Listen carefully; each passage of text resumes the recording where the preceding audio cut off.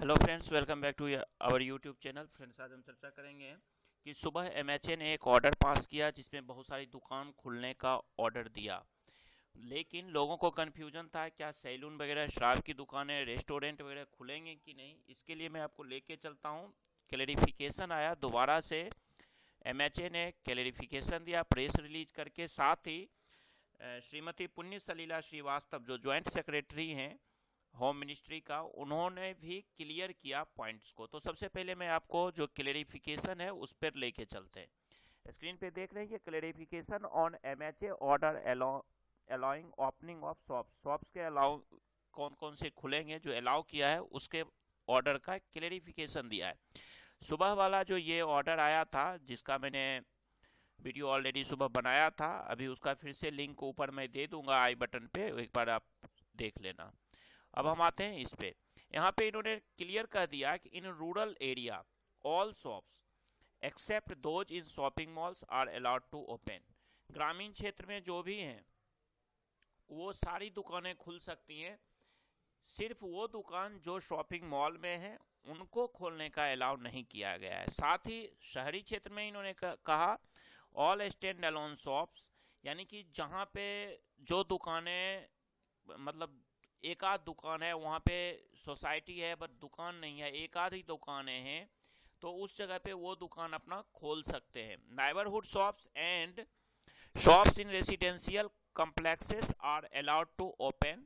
Shops in markets, market complexes and shopping malls are not allowed to open.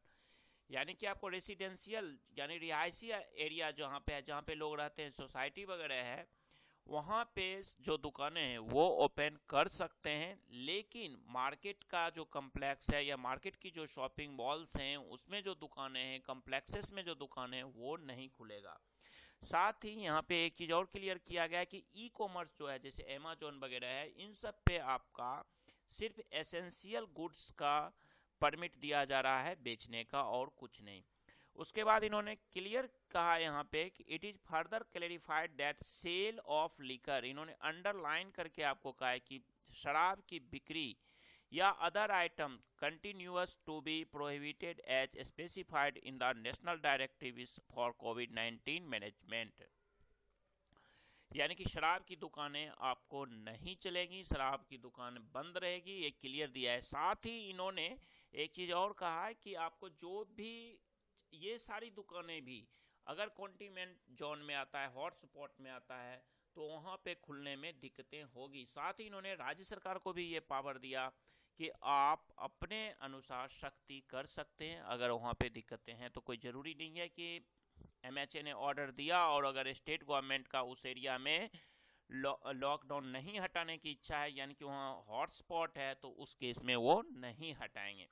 अब इसको मैं आपको लेके बताता हूँ जो पुण्य सलीला श्रीवास्तव जी ने जो खुद सामने आई लोगों का, डीडी न्यूज पे मैं लेके चलता हूँ, दूरदर्शन पे आप खुद सुन लीजिए उनकी बात।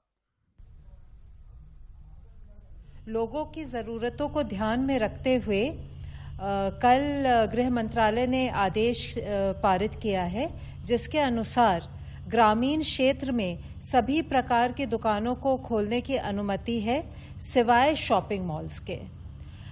शहरी क्षेत्र में जो एरियाज कंटेनमेंट जोन्स में नहीं आते हैं वहाँ पर कुछ प्रकार की दुकानों को खोलने की अनुमति है, जैसे कि नेबरहुड शॉप्स, अड़ोस पड़ोस में जो दुकानें होती हैं, रेजिडेंशियल कॉम्प्लेक्सेस यानी कि आवासीय परिसर में जो दुकान है, या जो स्टैंड अलोन दुकान है जिसके आसपास और दुकानें नहीं हैं। गृह मंत्रालय ने कहा है कि सभी राज्यों को आदेश का पालन करना होगा।